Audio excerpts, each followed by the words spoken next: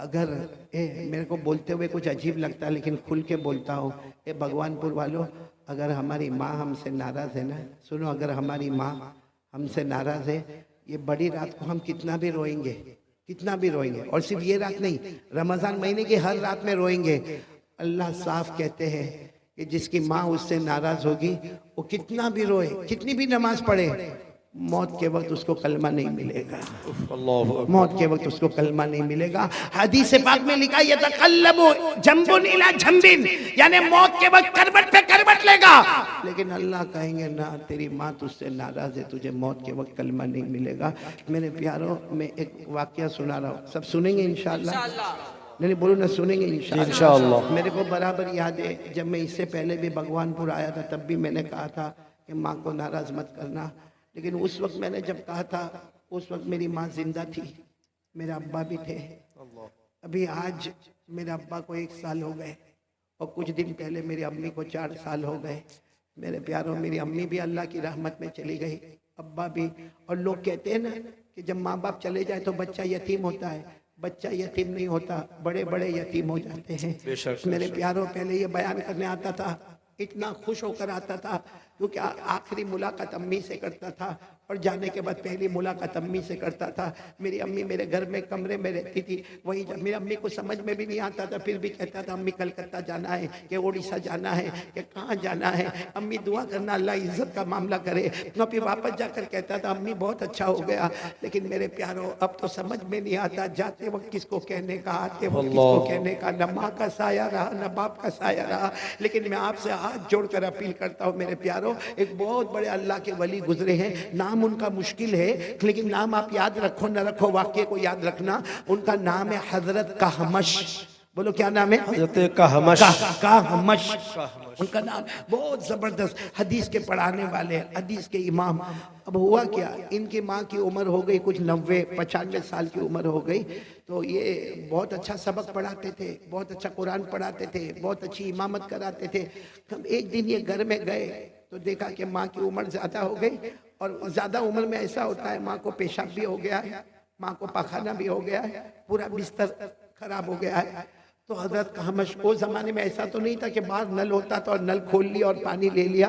तो हजरत कहमश गए, नहर पे गए, करीब में नहर थी, वहाँ से पानी ला रहे, मशकीज़ा उठा रहे, अपनी माँ को पहले अलग किया और उसके बाद में सारा पाखाना धोना शुरू किया, पेशाब धोना शुरू किया, चादर को बदलना शुरू किया, फिर माँ को नहलाना शुरू किया। इनका एक शागिर्द वहाँ से देख रहा है, कब से देख रहा है कि मेरे उस्ताद इतने बड़े, मेरे टीचर इतने बड़े, प्रोफेसर इतने बड़े हदीस के पढ़ाने वाले, जो मालूम नहीं हजारों तलबा को सबक पढ़ाते, आज ये ऐसा कर रहे, पाखाना साफ कर रहे, ये पेशाब साफ कर रहे, अपनी माँ के कपड़े उतार के माँ को नहला रहे। वो शागिर्द आहिस्ता से आता और आकर कहता, मेरे उस्ताद मैंने कब से देखा आप ये काम कर रहे हो, तो आपको तो अल्लाह ने बहुत माल और दौलत दिया है, आप किसी काम करने वाली को रख लो ना, कोई काम करने वाली रख लो जो माँ को देखा करे। ये तो आज हमने देखा। तो हजरत कहमश ने रोते रोते कहा, रोज मेरी माँ को इस्तिंजा मैं ही कराता हूँ, मैं ही खाना पकाता हूँ और मैं ही अपने हाथ से माँ को खाना खिलाता हूँ। तो वो शागिर्द ने कहा, लेकिन अल्लाह ने तो आपको बहुत दिया, आपके पास जमीन है, आपके पास ये घर है, आप कोई काम करने वाली को रख लो। तो हजरत कहमश रोए, रोते रोते कहा, जब ये काम मैं करता था तो मेरी माँ ने कोई काम वाली को नहीं रखा था, यही काम मैं भी करता था, मैं भी पाखाना करता था, मैं भी पेशाब करता था, मैं भी बिस्तर खराब करता था, मेरी माँ मुझे नहलाती थी, कपड़े धुलाती थी, मेरी माँ ने तो कभी नहीं कहा कि मैं कोई काम वाली को रखूंगी, तो मैं कैसे कोई काम करने वाली को रख सकता। उसके बाद हजरत कहमश ने क्या कहा, बेटा जा जा, तू भी जा, माँ की खिदमत कर ले,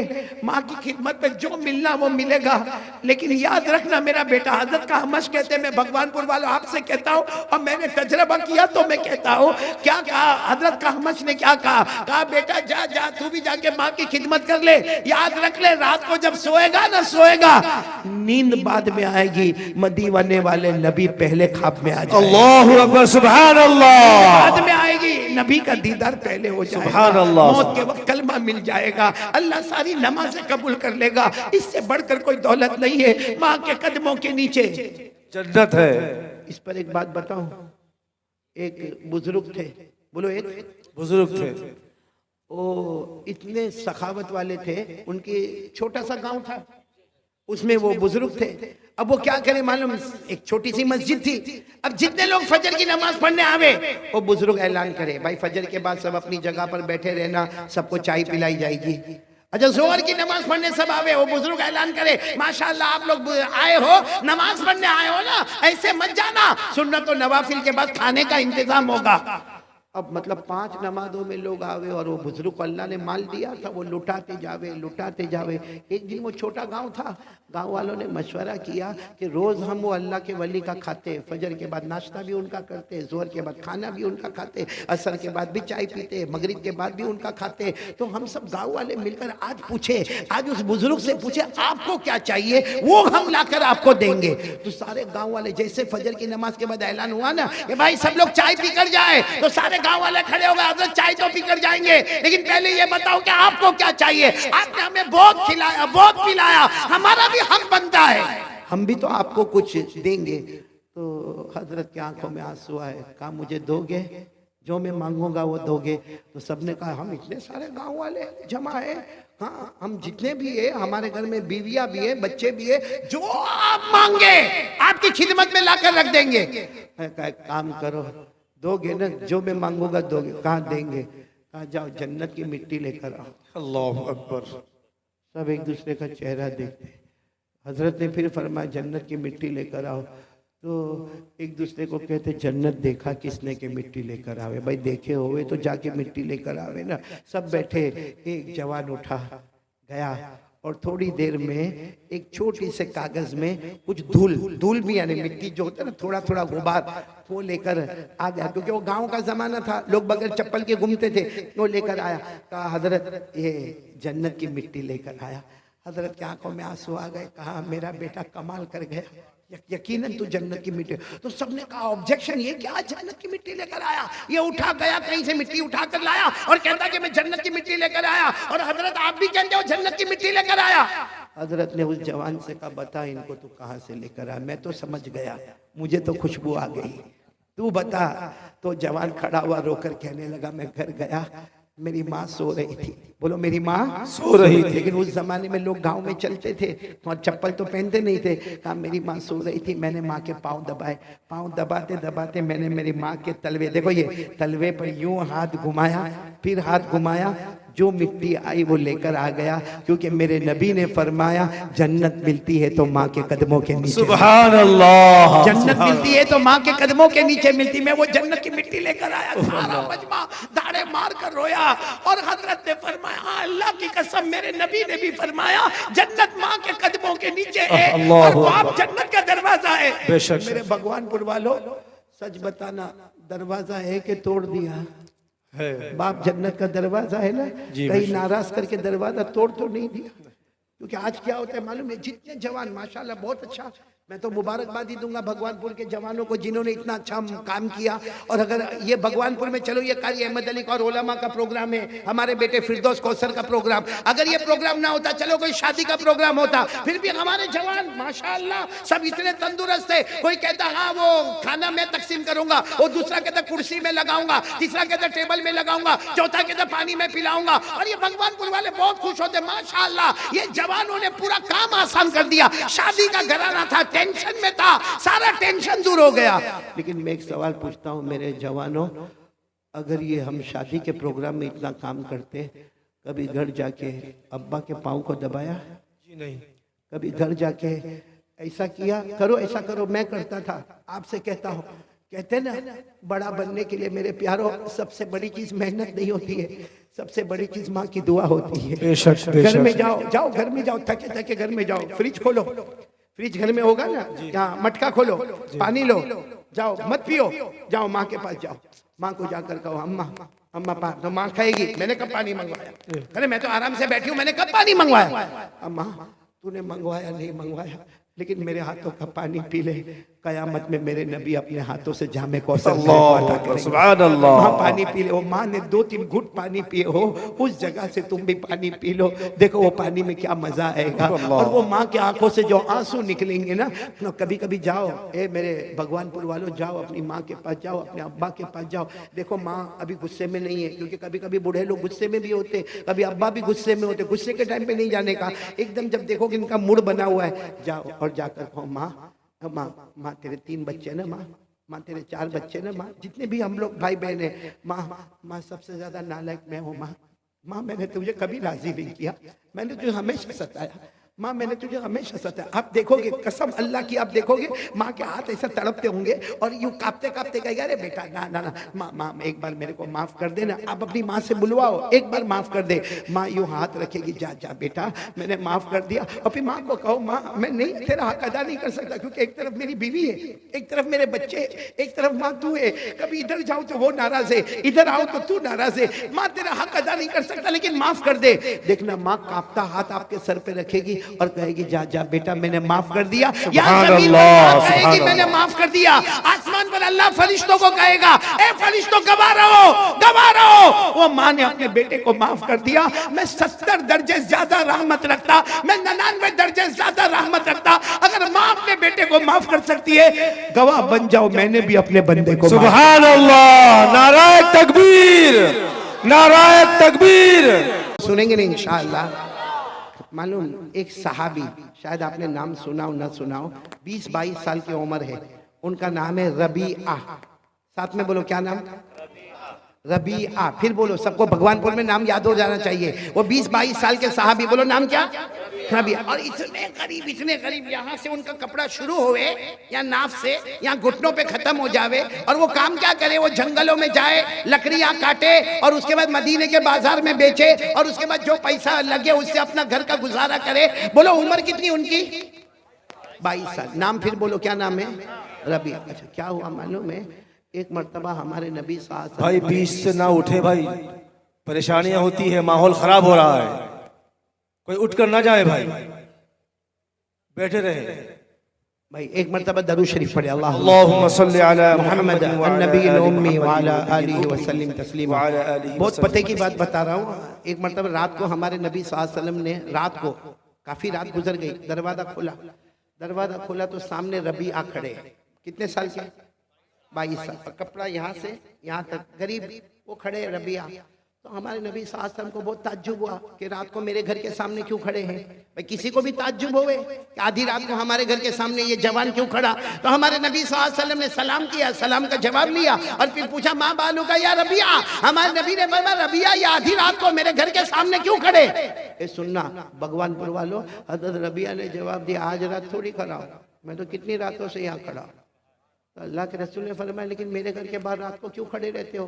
कहा, अल्लाह के रसूल दिन भर तो सारे लोग आपकी खिदमत करते हैं, मैं इसलिए खड़ा रहता हूँ, रात को आपको कोई काम याद आए, आप दरवाजा खोले, आपको परेशान ना होना पड़े, सामने रबिया आपका गुलाम तैयार खड़ा। सुभान अल्लाह। अल्लाह के रसूल कई रातों से खड़ा हो, कब आपका रात को दरवाजा खुले और आप किसी काम के लिए जाना चाहे और मैं कहूँ, आका आप तो सबके आका है, आप आराम करें, गुलाम आपका काम करके आए। सुभान अल्लाह, सुभान अल्लाह। हमारे नबी को ये अदा इतनी पसंद आई, इतनी अदा पसंद आई। अब रोज का ये मामला हो गया, रात को कभी भी हमारे नबी दरवाजा खोले, पूरा मजमा बोलेगा, सामने कौन? रबिया। और कभी कभी अल्लाह के रसूल कहे, जाओ रबिया पानी लेकर आओ, ठंडा पानी लेकर आओ, कभी कहे उनको बुला के लाओ, कभी कहे ये पैगाम पहुंचा दो, कभी कहे ये अमानत पहुंचा दो, कभी कहे ये काम कर लो। हजरत रबिया फरमाते, जिस रात को अल्लाह के रसूल मुझे काम के लिए भेजे, हजरत रबिया फरमाते मैं जाता और साथ में काम करते करते कहता, ए मदीना वालों, कोई तहज्जुद की नमाज पढ़ता होगा, कोई रात को जिक्र करता होगा, कोई कुरान की तिलावत करता होगा, अरे कोई रात को सोया होगा। हजरत रबिया कहते, मदीना वालों तुम्हें मालूम हो जाए मैं रबिया हूँ, रबिया तुम अपनी इबादत कर रहे हो, मैं आका ताजदार मदीना की खिदमत कर रहा हूँ। सुभान अल्लाह, सुभान अल्लाह। हजरत रबिया कहते मुझे इतनी खुशी होती, लेकिन कहते एक दिन प्रॉब्लम आया, वो अल्लाह को करना था वो हुआ। क्या हुआ मालूम? रात को हमारे नबी सल्लल्लाहु अलैहि वसल्लम ने दरवाजा खोला। बोलो रात को हमारे नबी सल्लल्लाहु अलैहि वसल्लम ने दरवाजा खोला। बोलो सामने कौन है? पूरा मजमा बोलेगा, सामने कौन है? नहीं बोलो ना, सामने कौन है? अब दिल को हिला देने वाली बात है। सामने रबिया, हमारे नबी ने क्या फरमाया मालूम? ए रबिया आओ आओ, घर में आ जाओ, घर में आ जाओ। हजरत रबिया ने क्या फरमाया? मेरे नबी नहीं नहीं, घर में आने की बात ना करें, मैं घर में नहीं आऊंगा। अल्लाह के रसूल आपको जो काम देना है आप मुझे कह दे, मैं वो काम कर लूंगा, लेकिन मैं घर में नहीं आऊंगा। तो अल्लाह के रसूल सल्लल्लाहु अलैहि वसल्लम ने पूछा, रबिया आप घर में आ जाओ ना, आओ घर में आ जाओ। हज़रत रबिया ने कहा, नहीं अल्लाह के रसूल, मैं जंगल में लकड़ी काटता हूँ, मदीने के बाजार में बेचता हूँ, मेरा पूरा बदन पसीने वाला, मेरे बदन में बदबू आती है, मेरे पास कपड़े भी बराबर नहीं है। और अल्लाह के रसूल आपका घर तो वो घर है जिसमें जिब्राइल भी आया करते हैं। सुभान अल्लाह। आपका घर वो घर है जिसमें कुरान पाक नाजिल होता है। आपका घर वो घर है जिसमें जन्नत की खुशबुएं आती रहती है। अल्लाह के रसूल मैं बहुत गंदा, मेरे बदन से बदबू आए, आपको जो काम देना काम दे दो, मैं काम करूंगा, बाकी घर में आने की बात नहीं। हमारे नबी ने फरमाया, मेरा हुक्म है रबी, आओ घर में आओ। अब जब हुक्म सुना तो रोते रोते आ गए। जैसा घर में आए हमारे नबी ने फरमाया, लोग खाना तैयार है, अब तुम और मैं साथ में खाना खाएंगे। सुभान अल्लाह। क्या हमारे नबी होंगे जो गरीब को लेकर बैठ गए और हमारे नबी ने उनको खाना खिलाया। और रबिया रोते गए रोते गए रोते गए। फिर हमारे नबी ने क्या फरमाया, रबिया खाना खा लिया? कहाँ अल्लाह के रसूल खा लिया, मैं बाहर खड़े हो जाता हूँ। अब बाहर नहीं खड़े होना, वजू कर लो, देखो वहाँ वजू का पानी रखा है, वजू कर लो। हज़रत रबिया ने वजू कर लिया, कहा अल्लाह के रसूल वजू हो गया, मैं बाहर खड़े होता हूँ। अल्लाह के रसूल ने फरमाया, नहीं अब मैं तहज्जुद की नमाज पढ़ूंगा, आज की रात वो तहज्जुद होगी, मैं पढ़ाता रहूंगा, तुम मेरे साथ पढ़ते। सुभान अल्लाह। अल्लाह के रसूल ने फरमाया, रबिया दाईं तरफ खड़े हो जाओ। अच्छा मेरे प्यारों बताओ, हम लोग गुनहगार कभी तहज्जुद पढ़ते हैं या बड़ी रात को हम जागते हैं और फिर रोते हैं, तो हमको इतना अच्छा लगता है। तो जब हमारी तहज्जुद इतनी अच्छी होगी तो हमारे नबी की तहज्जुद का क्या? अल्लाह अल्लाह सुभान अल्लाह सुभान। और आपको एक बात वालों एक अजीब बात बताऊं, अल्लाह ने हमको कितनी नमाजें फर्ज की? 5। एक रिवायत में आता है अल्लाह ने हमारे नबी पर 6 नमाजें फर्ज की थी, तहज्जुद की नमाज को भी फर्ज कर दिया था। इसी को कुरान करीम ने फरमाया,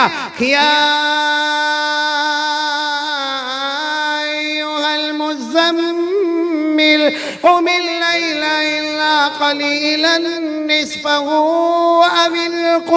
أو انقص منه قليلا أو زد عليه। अल्लाह फरमाते मेरे मुस्तफ़ा तहज्जुद की नमाज पढ़े। अब सुनना, हमारे नबी, बोलो साथ में कौन है? हजरत रबिया। हाँ, हमारे नबी ने कहा मैं तहज्जुद पढ़ाऊंगा। तुम मालूम है हजरत रबिया ऐसे चीख मार के रोए हैं और रोते रोते क्या कहा, ए मदीना वालों, काश तुम्हें मालूम होता, तुमने नबी के पीछे फजर पढ़ी होगी, जोहर पढ़ी होगी, असर पढ़ी होगी, मगरिब पढ़ी होगी, ईशा पढ़ी होगी, जुमा पढ़ी होगी, अरे जनाजे की नमाज पढ़ी होगी, ईद की नमाजें पढ़ी होगी, लेकिन रबिया वो है जो अकेला नबी के पीछे तहज्जुद की नमाज। सुभान अल्लाह। नाराए तकबीर, नाराए तकबीर। जनाब हजरत कारी अहमद अली साहब, शान सहाबा, शान सहाबा, नाराए तकबीर। अब आप सोचे हैं, हमारे नबी सल्लल्लाहु अलैहि वसल्लम ने तहज्जुद की नमाज शुरू की, बोलो तहज्जुद की नमाज। और आपको मालूम है हमारे नबी तहज्जुद में रोते थे, ऐसा रोते थे जैसे कोई हांडी में पानी गर्म होता हो, ऐसी आहें निकलती थी। अब हमारे नबी का रोना, यहाँ रबिया का रोना, यहाँ हमारे नबी का रोना, यहाँ रबिया का रोना। तहज्जुद की नमाज मुकम्मल हो गई, अस्सलामु अलैकुम व रहमतुल्लाह, अस्सलामु अलैकुम व रहमतुल्लाह। हज़रत रबिया यहाँ दाई तरफ है, हमारे नबी की आंखों में आंसू थे। फरमाया रबिया अपनी जगह से उठो, यहाँ मेरे सामने आ जाओ, आओ मेरे सामने आ जाओ। हज़रत रबिया धीरे धीरे एक छोटा सा कपड़ा पहने हुए धीरे से उठे, पूरे आंखों में से आंसू बहते थे, हमारे नबी के सामने खड़े हो गए। अरे मेरे भगवानपुर वालों, कुर्बान जाओ जो अल्लाह का होता है, अल्लाह कैसा प्यार करता है। हमारे नबी ने फरमाया रबिया मांगो, क्या मांगते हो? आज जो मांगोगे अल्लाह तुम्हें अता कर देगा। सुभान अल्लाह। आज जो मांगोगे अल्लाह तुम्हें अता करेगा। और रबिया जो सामने बैठे ना और रोए, रोते रोते कहा अल्लाह के रसूल मैं यहाँ मांगने के वास्ते आया, इतनी रातों में बाहर खड़ा हूँ, मेरे को पैसे की जरूरत नहीं है, मैं जंगल में जाके लकड़ी काटता हूँ, मेरा घर चलता है, मैं आपकी मोहब्बत में आता हूँ, आपके पास पैसे मांगने नहीं आता। हमारे नबी ने कहा लेकिन रबिया तहज्जुद का वक्त है, अल्लाह कहते हैं मांगो। नहीं, लेकिन मेरे नबी मैं मांगने के लिए नहीं आया। मेरे को माल दौलत जमीन जायदाद कुछ नहीं चाहिए, मुझे कुछ नहीं चाहिए, मैं तो आपकी मोहब्बत में आता। हमारे नबी ने तीसरी मर्तबा फरमाया रबिया मांग लो, तहज्जुद का वक्त है, अल्लाह का हुक्म है, तुम जो मांगोगे। सच बताओ मेरे भगवानपुर वालों, हम होते तो आज पूरी जमीन अपनी होती यहाँ की, सभी मांग लिए होते। अब सुनना, दिल को हिला देने वाली बात, तीसरी मर्तबा हमारे नबी ने फरमाया रबिया वक्त चला जाएगा, तहज्जुद का वक्त है, अल्लाह की तरफ से आवाज आ रही है, मुस्तफा तुम्हें कह रहे मांगो, क्या मांगते हो। ए सुनना, पूरा भगवानपुर सुनना। जब तीसरी मर्तबा हमारे नबी ने कहा तो रबिया ने कहा मांगना जरूरी है। हाँ जरूरी है, मांग लो, क्या मांगते हो। हजरत रबिया ऐसा हाथ आगे दे, मेरे हाथ को देखना, ये हदीस में लिखा, ऐसा हाथ आगे बढ़ाया, कांपता कांपता हाथ गया, हमारे नबी के हाथ पर रखा, अल्लाह को कहो मुझे कुछ नहीं चाहिए, मुझे मोहम्मद चाहिए। सुभान अल्लाह। अल्लाह को कहो मुझे कुछ नहीं चाहिए, मुझे आप चाहिए, मुझे आप चाहिए। जैसे दुनिया में आपने मुझे अपने पास रखा, कल कयामत में भी अपने पास खड़ा कर देना। सुभान अल्लाह। कल औसे कौसर में भी अपने पास खड़ा कर देना। अल्लाह के रसूल कल जन्नत में भी अपने पास खड़ा कर देना। मुझे कुछ नहीं चाहिए, मुझे सिर्फ आप चाहिए। अब सुनना, हमारे नबी ने क्या फरमाया, अच्छा रबिया तुमने मुझे मांगा। ए रबिया बोलो तुमने मुझे मांगा, तो एक काम करना होगा। रबिया जब तुमने मुझे मांगा तो एक काम करना होगा। वो रबिया थे ना, हमारी तरह तो नहीं थे, कहने लगे अल्लाह के रसूल एक काम नहीं 100 काम बताइए, जितने काम चाहिए बताइए मैं करूंगा, लेकिन मुझे आप चाहिए। मेरे नबी आप मुझे चाहिए, आपकी मोहब्बत चाहिए, आपका साथ चाहिए, मुझे बस आपके साथ रहना है, आप मुझे जितने काम बताने हो बताओ। हमारे नबी ने फरमाया रबिया तुम अकेले नहीं, बोलो तुम अकेले नहीं। जो काम मैं बता रहा हूँ वो एक ही काम है, कोई भी करेगा। रबिया तुम करोगे या कयामत तक आने वाला कोई मर्द करेगा या कयामत तक आने वाली कोई औरत करेगी। हमारे नबी ने फरमाया इंशाअल्लाह जो करेगा कयामत की हर मंजिल में मोहम्मद के साथ। सुभान अल्लाह, सुभान अल्लाह। कयामत की हर मंजिल में मैं आपको अंदाज में बताता हूँ। हमारे आका मोहम्मद रसूलुल्लाह सल्लल्लाहु अलैहि वसल्लम ने फरमाया रबिया एक काम बताऊंगा। पूरा भगवानपुर साथ में बोले, हमारे नबी ने फरमाया रबिया एक काम बताऊंगा। और हमारे नबी ने फरमाया रबिया तुम अकेले नहीं, कयामत तक आने वाला मेरा कोई भी उम्मती मर्द होगा या औरत होगी, अगर वो ये काम करे कयामत की हर मंजिल में वो मोहम्मद के साथ होगा। कब्र से उठे तो मोहम्मद के साथ होगा, बोलो सुभान अल्लाह। हशर के मैदान में मोहम्मद के साथ होगा, नशर के मैदान में मोहम्मद के साथ होगा, हिसाब किताब के मैदान में मोहम्मद के साथ होगा, अल्लाह के हाथ में तराजू होगा वो मोहम्मद के साथ होगा, सिरात पर मोहम्मद के साथ होगा। अरे मेरे प्यारो जन्नत में भी जाएगा तो मोहम्मद के साथ जाएगा। सुभान अल्लाह, नाराए तकबीर, नाराए तकबीर। जनाब हजरत कारी अहमद अली साहब, अब इतना तो कह दो मुस्तफा का दामन नहीं छोड़ेंगे, क्योंकि मुस्तफा का दामन मिल गया तो हर मंजिल में मोहम्मद मिल गए, बोलो सुभान अल्लाह। लेकिन क्या काम करना, एक काम करना है। और रबिया तुम अकेले नहीं, कयामत तक आने वाला मेरी माएं सुने, मेरी बहनें सुने, मेरी बेटियां सुने, एक काम करे, बोलो भगवानपुर वाले करेंगे इंशाअल्लाह।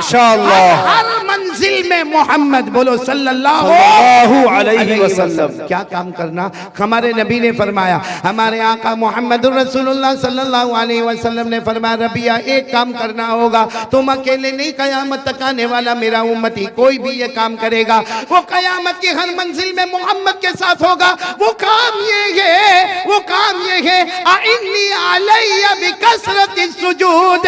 हमारे नबी ने फरमाया एक काम करना होगा, 5 नमाजें पढ़ना, कभी नमाज को कज़ा मत होने देना। सुभान अल्लाह।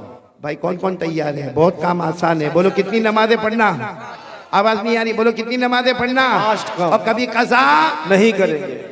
तो मेरे प्यारों पहली बात हो गई ला इलाहा इल्लल्लाह, ईमान की हिफाजत, बोलो करेंगे इंशाअल्लाह। मोबाइल में गुनाहों से बचेंगे, बोलो इंशाअल्लाह। नंबर 2 साथ में बोलो मुस्तफा का दामन नहीं छोड़ेंगे। और नंबर 3 बताओ नमाज की पाबंदी करेंगे, बोलो करेंगे इंशाअल्लाह। एक नमाज मेरे प्यारों 5 नमाजें पढ़ लो, अल्लाह की कसम ये 5 नमाजें पढ़ लो, कयामत की हर मंजिल, कयामत की हर चौखट, अरे कयामत में अलग अलग मंजिलें आएगी। आपको मालूम है क़यामत में इतनी अजीब अजीब मंजिलें आएगी कि जब अल्लाह तबारक व तआला नामे अमाल उड़ाएंगे, जब तराजू में हमारे अमाल को तोला जाएगा, हमें पुल सिरात से गुजारा जाएगा। अरे मेरे प्यारो, इससे बढ़कर खुशनसीब कौन मुसलमान होगा जो हर मंजिल में नजर उठाएगा तो मोहम्मद नजर आएंगे। सुभान अल्लाह, सुभान तो अल्लाह। नमाज के लिए कौन कौन तैयार है, जरा हाथ ऊपर करें। बिल्कुल पक्का वादा बोलो, करेंगे इंशाअल्लाह। तो 3 काम मैंने आपको बता दिए। नंबर 1 ला इलाहा इल्लल्लाह, इल्लल्लाह। नंबर 2 मुस्तफा का दामन नहीं छोड़ेंगे। नंबर 3 नमाज कज़ा नहीं करेंगे। भाई देखो, झूठ नहीं बोलना। कौन कौन पक्का तैयार है? कल की फजर, हाथ ऊपर करके बोलो इंशाअल्लाह। कल की फजर बोलो इंशाअल्लाह। मौत की शाम बोलो इंशाअल्लाह। बोलो हमारी नमाज कज़ा नहीं होगी।